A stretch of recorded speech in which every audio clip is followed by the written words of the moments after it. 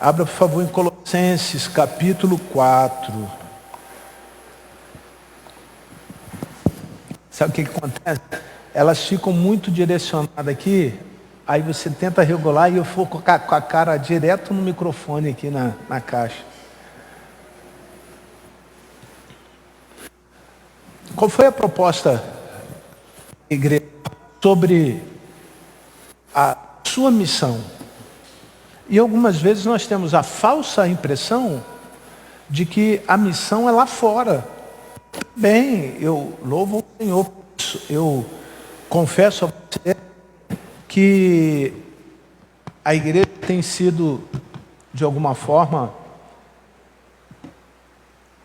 exemplar no seu projeto de evangelismo. Nós temos vidas sendo ganhas para Jesus. Mas é tão grande o desafio quanto o ir de Jesus, quanto o ficar. Então, quando nós pensamos numa igreja que tem uma missão, nós precisamos entender essa dicotomia da missão. E o que eu quero esclarecer aos irmãos, e isso nós temos tentado fazer desde outubro do ano passado, é que para que eu cumpra a missão lá fora, eu tenho que ter plena convicção de que eu tenho cumprido a minha missão aqui dentro.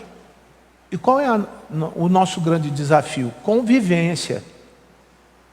Conviver uns com os outros.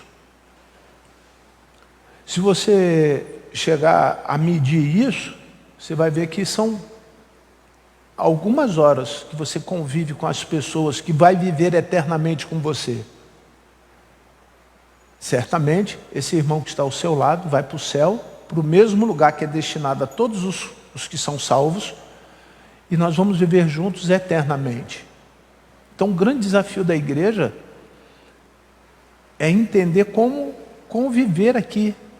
Porque se isso que tiver harmonizado, se esse primeiro momento da igreja lá estiver de acordo com o padrão, nós conseguimos cumprir a missão, nós conseguimos expandir o reino, nós conseguimos levar Jesus para as pessoas.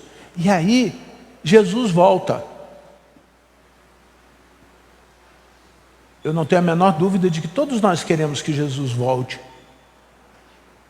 E nós cantamos, Maranata, a hora vem o Senhor Jesus. Nós desejamos ardentemente que isso aconteça. Isso é a solução para muita coisa. Ontem eu recebi um vídeo de uma pessoa de Nova Iguaçu com a água no pescoço.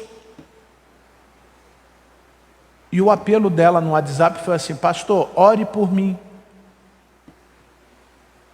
Um irmão novo convertido, irmão Antônio, não pôde estar hoje conosco pela manhã, na escola bíblica dominical, porque tem parente em Nova Iguaçu.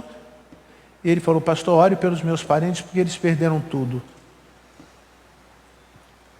Isso não é uma novidade. Mas são sinais em que a terra está ficando mais quente, que onde chovia agora não tem chuva, e aonde não chovia agora chove demais. São sinais da volta de Jesus. Quando você acha que a guerra está acabando, eles estão comemorando 100 dias de guerra de Israel com Hamas. Quando você acha que tudo isso vai passar, começa uma nova guerra. Fora as que nós conhecemos, né? Fora as que nós convivemos. Pasmem os senhores e irmãos, que muitas vezes nós não conseguimos perceber o quanto estamos próximos da volta de Jesus. Mas até que isto aconteça, nós precisamos fazer duas coisas: conviver em comunhão e expandir o reino de Deus com a nossa missão. Então, antes de nós pensarmos lá, nós estamos pensando aqui, refletindo, criando mecanismos, dando ferramentas, pedindo ao Senhor, obrigado, amado, pedindo ao Senhor que nos dê entendimento de coisas que humanamente nós não temos soluções. Mas o Senhor, pela sua infinita graça e pelo seu eterno amor e sua grandiosa bondade, Ele faz a gente de alguma forma melhorar cada dia para que esta relação de convivência seja a melhor possível. Pastor, esse é um problema de hoje? Não, não é um problema de hoje. Se você já leu a carta de Paulo aos Romanos, você vai ver que é uma igreja maravilhosa. A primeira igreja batista de Roma era imensa, grandona, tinha gente da Ásia, da Europa, da África, tinha gente de todos os continentes conhecidos. Era uma igreja extraordinária, cheia de problema. Se você vê a carta de Paulo aos Coríntios, a segunda igreja batista de Coríntios, a primeira era de Roma, depois era de Coríntios. Então, você começa a perceber que a terceira igreja batista de Éfesos, ou a quarta, aí você vai falar, pastor, tudo era batista? Você vai começar a entender por que eu estou dizendo isso. Porque não imaginavam o problema que eram, naqueles dias, ter ainda o problema da relação convencional. Mas esse é um outro assunto que eu não quero nem levar em consideração. Mas as igrejas do Novo Testamento, João para no último livro e fala de 6 igrejas. E destas 6 igrejas com características de todas aquelas que estavam ali. E ele dá uma pequena visão de como deveria ser a igreja modelo. Como que deveria se comportar a igreja modelo? Para vocês verem que já no tempo dos apóstolos, a igreja não sabia conviver entre si. Era Pedro brigando com Paulo, era Paulo brigando com Marcos, era Marcos brigando com Silas, era Silas brigando com Barnabé, era Barnabé não era um homem qualquer. Barnabé não era um homem qualquer. Existia inúmeras provas históricas da igreja primitiva de pessoas que não sabiam sequer se comportar em relação à cultura. Então chega Pedro e diz, não, mas eles serão condenados porque comem, João, mas eu não acho que é assim. Esse é o grande problema da igreja. Convivência, relacionamento. E nas cartas que nós separamos, no final de outubro, novembro e dezembro, nós falamos a visão de João a respeito da igreja. E voltamos para o apóstolo Paulo, porque é o teólogo de maior referência de comportamento eclesiástico, quando ele tem a natureza das suas cartas direcionadas à igreja naquele tempo, e esta natureza se aplica à igreja de hoje, porque é a mesma igreja. Mudam os dias, os séculos, os governos, os sistemas, os modelos, as estratégias, as denominações, mas em qualquer lugar é gente que precisa aprender a se relacionar com gente, para chamar de igreja. E aí ele escreve aos Colossenses. E agora nós vamos finalizar o livro de Colossenses. Não sei quantos tiveram oportunidade de ler nesse período o livro, são 4 capítulos, e nós vamos por 4º capítulo, versículo 7 até o versículo 9.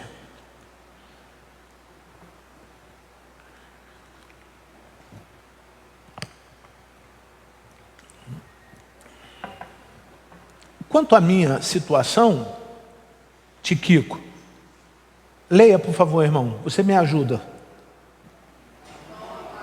Qual é o comportamento que fica claro aqui? O apóstolo amava aquela pessoa. Quem escreveu a carta, escreveu por quê? Amava. Eu posso de alguma forma entender que o ministério começa... Ministério é uma palavra eclesiástica, tá? Que não está necessariamente destinada para pastores, nem para presbíteros, nem para diáconos, nem para oficiais ou não oficiais da igreja. Ministério é um conjunto de ações ligadas à missão. Quando você faz mais de uma coisa para o cumprimento da sua missão, isso você faz parte de um ministério.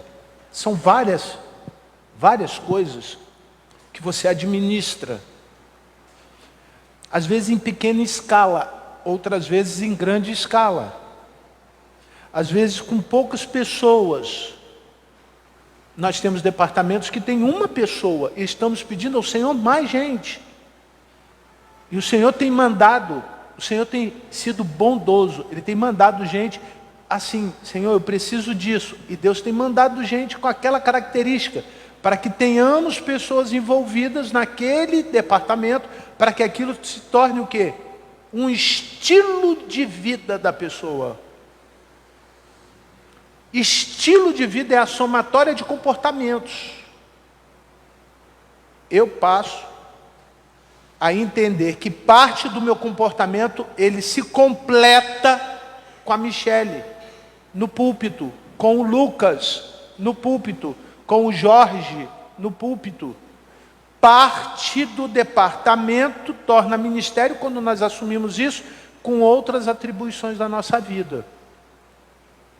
Então o apóstolo Paulo, ele pega a pessoa que está envolvida com a obra e entende que por estar envolvido com a obra é que tem problema. Porque quem não está envolvido com a obra não tem problema, não se relaciona com as pessoas.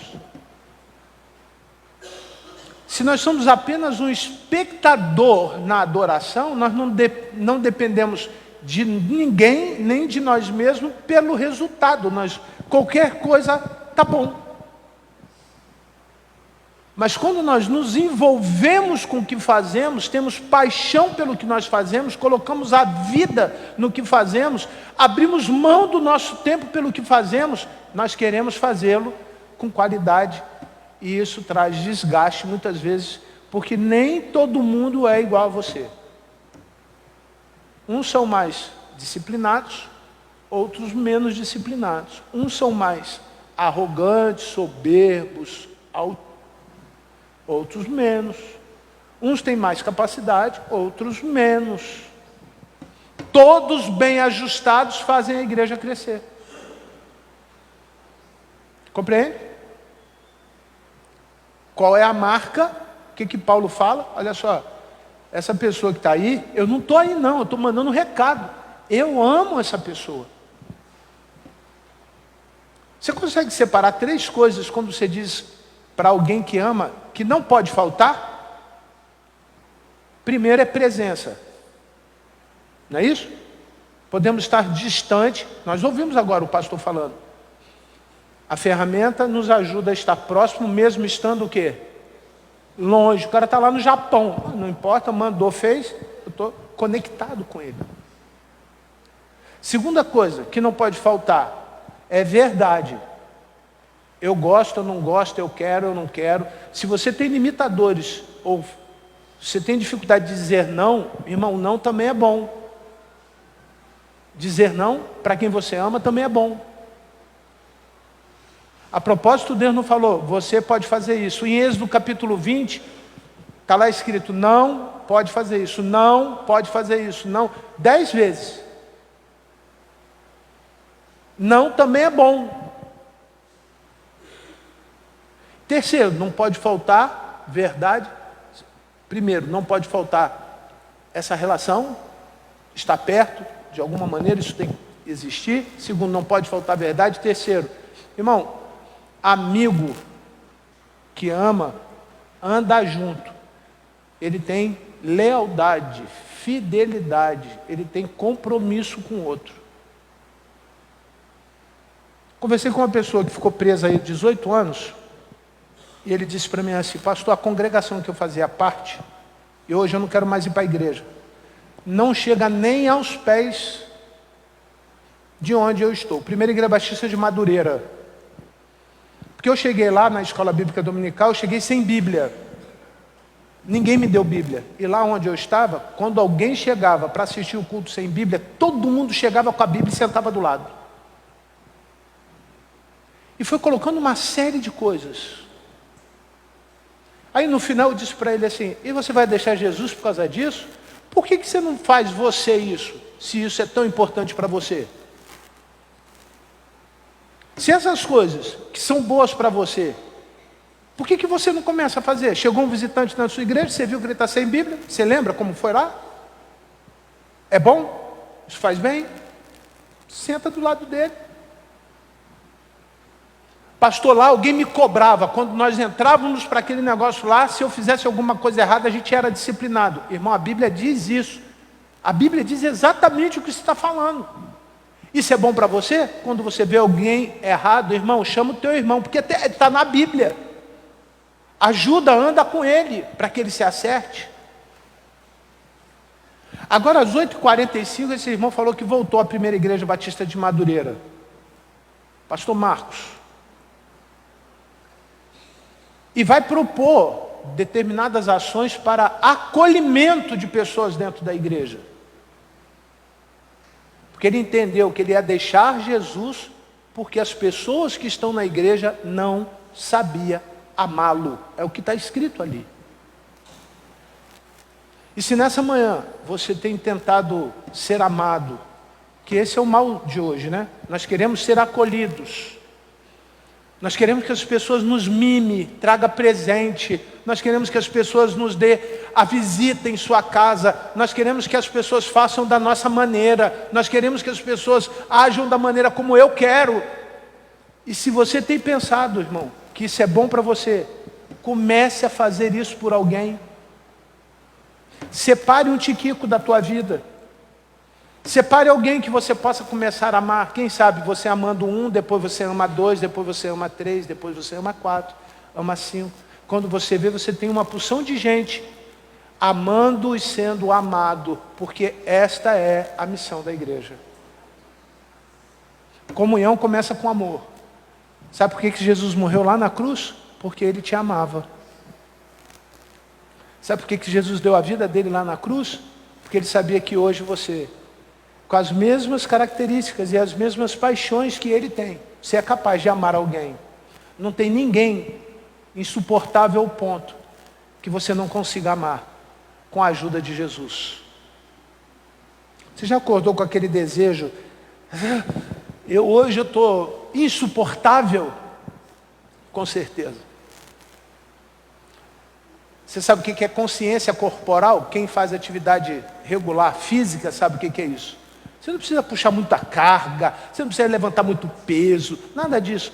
Mas se você for disciplinado, a palavra do dia, né? Se você for coerente, tiver uma consciência corporal, o resultado é muito maior. Por isso que você faz séries.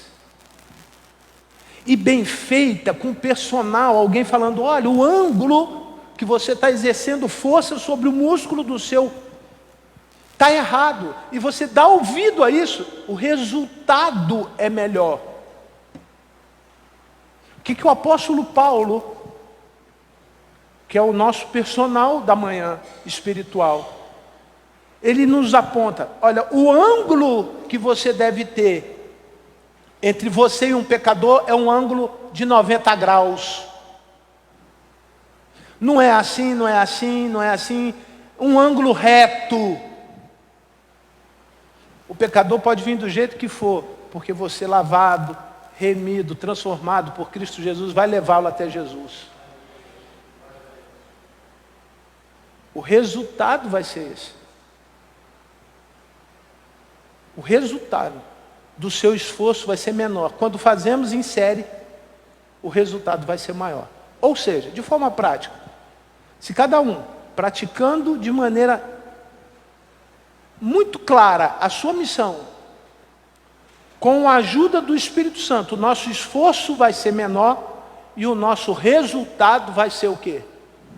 Maior. Nós vamos crescer com muito mais rapidez. Nós vamos trocar a gordura por força. Está claro isso para você? Isso está claro, amado? Porque tem muita gente aí gorda espiritualmente, obesa espiritualmente, vivendo uma vida que poderia ser diferente espiritualmente. Segundo versículo, versículo 8. Segunda razão pela qual eu preciso entender a minha missão e praticar na minha relação de convivência.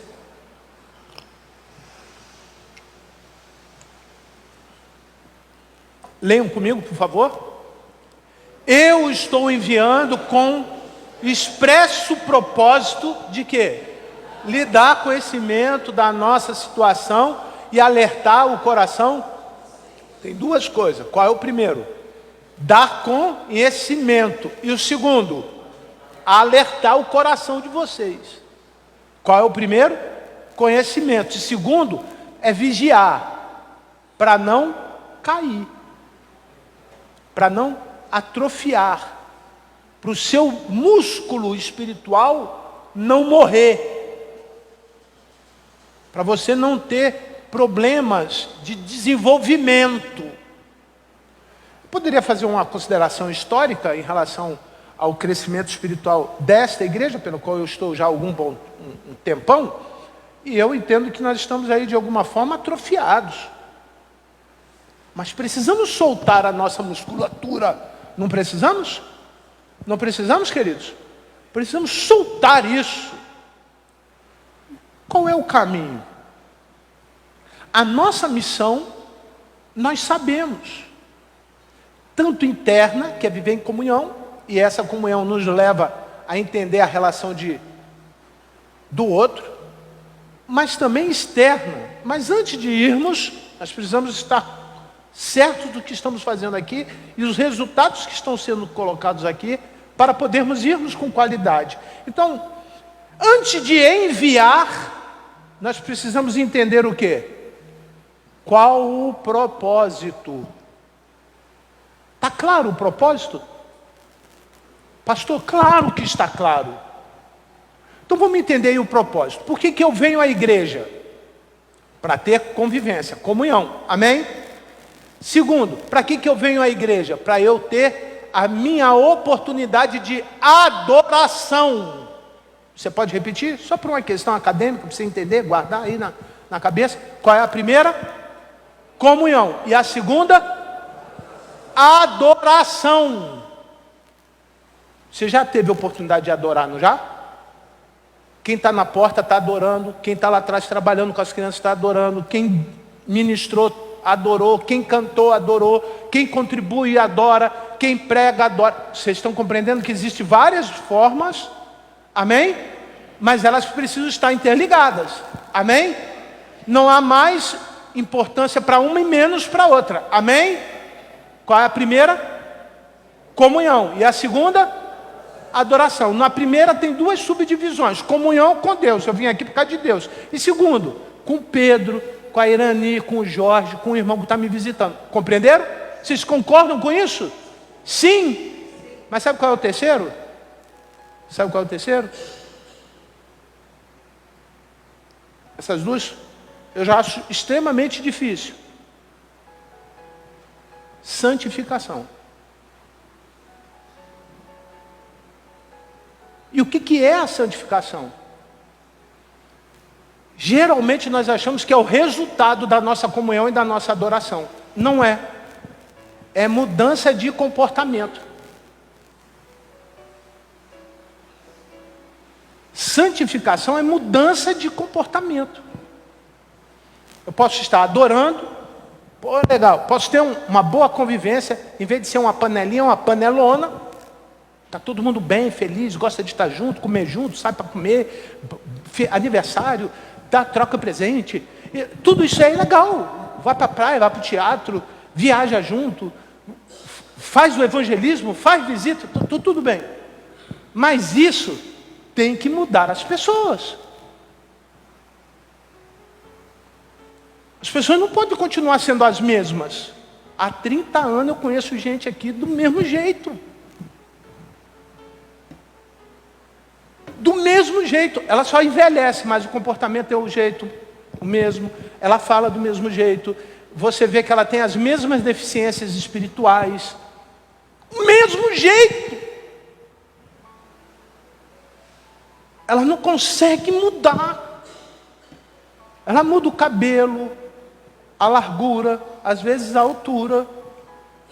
Mas aqui dentro é a mesma coisa. Se nós não entendemos o propósito, e essa palavra que vem agora, todo dia uma porção de gente fala sobre isso. Se não entendemos o propósito, nós não conseguimos aceitar o processo. Irmão, por favor, seja muito mais simples para você. As coisas simples também são grandes. O teu propósito de estar aqui é você ser uma pessoa diferente. Esse é o propósito. As pessoas entrarem aqui de um jeito e toda vez quando saírem de outro. Vamos pensar em coisas físicas? Os doentes iam até Jesus doente e saía como? Como? Vamos pensar em coisas espirituais? Vinham pessoas endemoniadas até Jesus e saíam o quê? Libertas. Vamos pensar igual Zaqueu, o cara doutor na lei, sabia tudo. Vinha com conhecimento da lei, mas não tinha salvação, saíam como? Salvas. Pastor, é isso. Eu cheguei aí e encontrei o poder de Deus na minha vida, eu saí curado. Eu encontrei a palavra de Deus e me libertou. E eu entreguei a minha vida a Jesus, Ele me fez o quê? Me transformou. Ele mudou a minha vida. Existem muitas pessoas no lugar certo, ouvindo as coisas certas, fazendo coisas certas, mas que ainda não são o quê? Transformadas. Não mudaram. Por isso que dá problema. Como que pode o óleo misturar com a água? Como que pode a luz misturar com as trevas? Como que pode o santo querer sentar à mesa dos escarnecedores? Não pode. Não dá certo. E por mais resistência humana que a gente ponha, por mais que a gente coloque pessoas como está no coração do pastor Luiz, para te monitorar, para te orientar, para orar pela tua vida. Irmão, se você não apertar o botãozinho e não startar aí no seu coração o desejo de mudar, nada vai acontecer para você. Nada. Infelizmente. E mesmo aqueles que são os mais liberais numa teologia que eu não concordo, entende que você tem que fazer uma opção. Ninguém vai chegar aqui e falar assim, não preciso fazer mais nada para ir para o céu. Você precisa fazer sim. E o que Paulo finaliza, e é a minha conclusão, a esse tema? Versículo 9, por favor.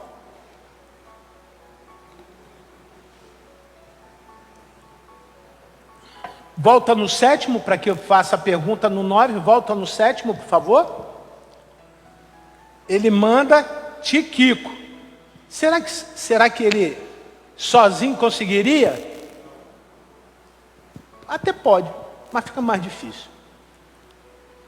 Aí ele faz o quê? Verso 9, Colossenses 4, 9. Com ele, quem? Não, calma lá. Com ele quem? Isso.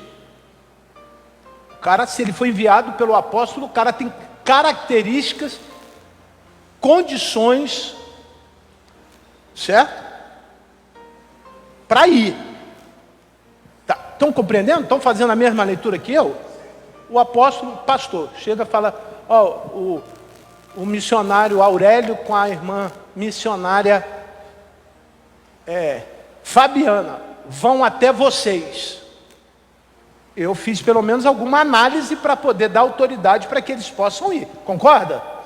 Aí agora ele diz assim, eu estou enviando quem? Onésimo. O olha a característica, fiel e tem a ver com o que eu falei lá no início? E que é da igreja de quem? Quando ele diz que é da igreja de vocês, é porque eu estou enviando alguém que vocês o quê? Conhece. Eu não estou enviando uma pessoa desconhecida. O que eu aprendo com isso? Quanto mais intimidade nós tivermos, mais nós convivermos uns com os outros, por mais que isso pareça ser difícil, isso facilita o cumprimento da missão. Nós começamos a identificar os elos frágeis da corrente. Concordam comigo? Se temos uma reunião onde temos consciência espiritual de que haverá uma pessoa com a possibilidade de uma possessão demoníaca, aí eu mando os adolescentes da igreja sem experiência nenhuma, vai dar certo? Pode dar certo. Mas tem tudo para dar errado. Mas nós conhecemos a limitação do irmão. E assim são tantos outros exemplos. Você concorda comigo? Então, a convivência, por mais que ela seja difícil, por mais que haja atrito, desgaste, ela é necessária para que facilite o cumprimento do quê? Da missão. A gente precisa se conhecer. Precisa se conhecer. Eles, leiam comigo para finalizarmos, contarão a vocês tudo que está acontecendo aqui. Irmão, uma das coisas que eu peço a Deus e que eu tenho pedido a Deus para me dar muita paciência, eu estou, não sei, o pastor Jorge, o pastor Luiz, o pastor Laerte está 30 dias de descanso. Eu odeio fofoca. Eu tenho sido muito impaciente. Às vezes a pessoa começa a falar uma coisa, eu já vi que tem coisa ruim por trás, eu já não tenho mais paciência. Eu estou pecando em relação a isso. Eu peço perdão a alguns irmãos, que aí eu sou áspero, grosso, eu tenho sido mais humano do que espiritual, mais carnal do que espiritual. E como que eu tenho buscado me controlar? Ouvir. Eu preciso ouvir melhor. Mas o nível de maldade é tão grande que às vezes você fala uma coisa boa pela metade para o outro entender errado, para que o outro faça o papel que você não tem coragem de fazer. Eu estou orando a Deus para dar resistência espiritual aos irmãos em relação ao que os irmãos ouvem e falam a respeito da sua igreja. Da sua igreja não é a Rua Catumbi 89, irmão. Eu não tenho nenhum problema com a Rua Catumbi 89. A sua igreja é o seu vizinho. Eu fui fazer uma visita a um irmão da igreja e o vizinho dele me falou muito mal dele. Eu fui fazer uma visita semana passada a uma irmã no hospital e ela me falou muito mal de outro irmão que não é amado, não é fiel, não é leal. E a palavra começou assim, irmã Michele, pastor, cuidado que estão querendo fazer mal para o senhor. Eu falei, irmã, eu estou lá há 28 anos com gente querendo fazer mal para mim. Só 28 anos. Eu não tenho a menor dificuldade de entender isso. Mas eu tenho a menor dificuldade de entender por que que isso continua. Eu tenho muito problema, por que que continua? Água suja. Uma certa vez um rei, e esse rei sabia que por dentro do território tinha uma água, e o povo todo morrendo seco, sedento. E o profeta vai e pergunta para ele, o que está acontecendo, rei? O povo está morrendo, sem colheita, não tem fome, não tem nada. Eles tinham ido até aquele lugar, procurar um lugar para construir uma escola de profetas. E de repente, o rei falou assim, olha, a água que corre todo este território é ruim. Sabe o que o profeta falou? Aonde está a fonte? Aonde está a fonte? Aonde que nasce a coisa ruim? E levaram então o profeta até a fonte. O profeta pediu um prato, pediu para colocar sal e disse: joga na fonte. E até hoje, aquelas águas são boas.